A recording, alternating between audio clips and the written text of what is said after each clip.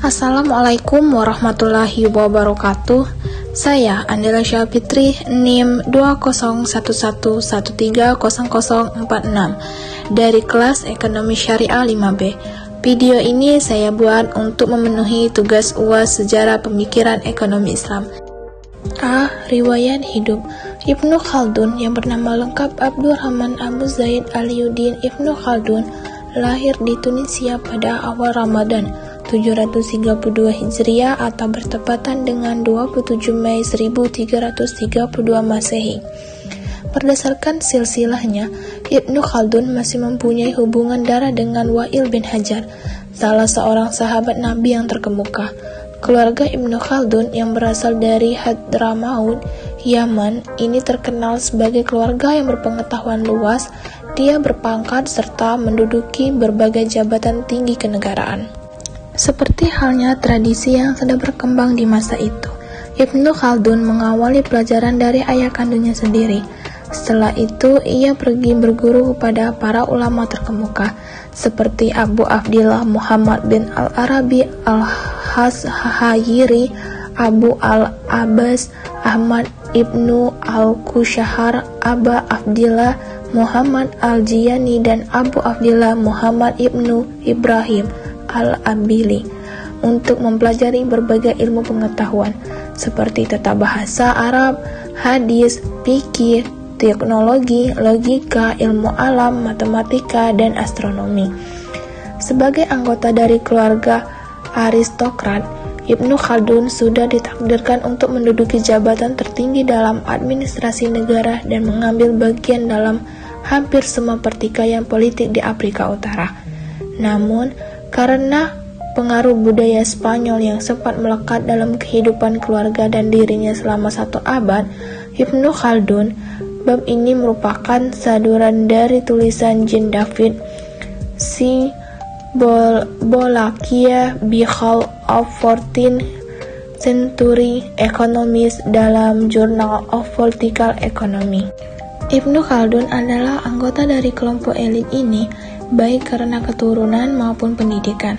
Pada tahun 1352 Masehi, ketika masih berusia 20 tahun, ia sudah menjadi Master of the Seal, yang mempunyai karir politiknya yang berlanjut hingga 1375 Masehi.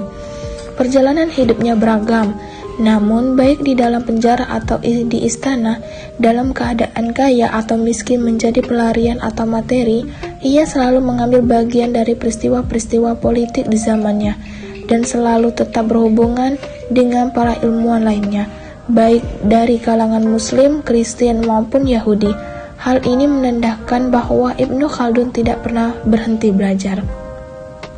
Dari tahun 1375 Masehi sampai 1378 Masehi, ia menjalani pensiunnya di Galat de Salama, sebuah puri di provinsi Oran, dan mulai menulis sejarah dunia dengan mukadimah sebagai volume pertamanya. Pada tahun 1378 Masehi, karena ingin mencari bahan dari buku-buku di berbagai perpustakaan besar, Ibnu Khaldun mendapatkan izin dari pemerintah Habsid untuk kembali ke Tunisia. Di sana hingga tahun 1382 Masehi, ketika berangkat ke Iskandaria, ia menjadi guru besar ilmu hukum. Sisa hidupnya dihabiskan di Kairo hinggalah wafat pada tanggal 17 Maret 1406 Masehi. B. Karya-karya Ibnu Khaldun. Karya terbesar Ibnu Khaldun adalah Al-Bord, Sejarah Dunia. Karya ini terdiri dari 3 buah buku yang terbagi ke dalam 7 volume, yakni Magadimah 1 volume, Al-Bar 4 volume, dan Al-Tarikh bin Khalifah volume. Secara garis besar, karya ini merupakan sejarah umum tentang kehidupan bangsa Arab, Yahudi, Yunani, Roukid, Bizantium, Persia, Goth, dan semua bangsa yang dikenal pada masa itu. Seperti kebanyakan penulis pada saat 14, Ibnu Khaldun mencampur pertimbangan pemikiran ekonomi Ibnu Khaldun, filosofis, sosiologis, etis, dan ekonomis dalam tulisan-tulisannya. Sekali-kali seuntal sajak menerangi tulisannya. Namun demikian, Ibnu Khaldun sesungguhnya sangat teratur dan selalu mengikuti alur yang sangat logis. Dalam Mukadimah yang merupakan volume pertama dari Al-Ibar, setelah memuji sejarah, Ibnu Khaldun berusaha untuk menunjukkan bahwa kesalahan-kesalahan sejarah terjadi ketika sang sejarawan mengabaikan lingkungan sekitar. Ia berusaha mencari pengaruh lingkungan fisik, non-fisik, sosial, institusional, dan ekonomis terhadap sejarah. Akibatnya, mukadimah utamanya adalah buku tentang sejarah. Namun demikian, Ibnu Khaldun menguraikan dengan panjang lebar teori produksi, teori nilai, teori distribusi, dan teori siklus-siklus yang kesemuanya bergabung menjadi teori ekonomi umum yang koheren yang menjadi kerangka sejarahnya. C. Pemikiran ekonomi.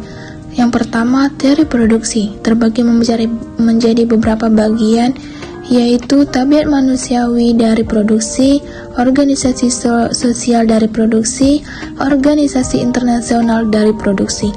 Yang kedua, teori nilai, uang, dan harga terbagi menjadi beberapa bagian, yaitu teori nilai, teori uang, dan teori harga. Yang ketiga, teori distribusi yang terbagi menjadi beberapa bagian, yaitu pendapat tentang pengajian elemen-elemen tersebut, yang diantaranya yaitu gaji. Gaji merupakan unsur utama dari harga-harga barang. Selanjutnya, laba. Laba adalah selisih antara harga jual dengan harga beli yang diperoleh oleh pedagang. Selanjutnya, pajak. Pajak bervariasi menurut kekayaan penguasa dan penduduknya. Yang selanjutnya, eksistensi distribusi optimum, yang diantaranya terdapat gaji. Bila gaji terlalu rendah, pasar akan lesu dan produksi tidak mengalami peningkatan. Selanjutnya, laba. Jika laba sangat rendah, pedagang terpaksa melikuidasi saham-sahamnya dan tidak dapat memperbaruinya karena tidak ada modal. Selanjutnya, pajak. Jika pajak terlalu rendah, pemerintah tidak dapat menjalani fungsinya.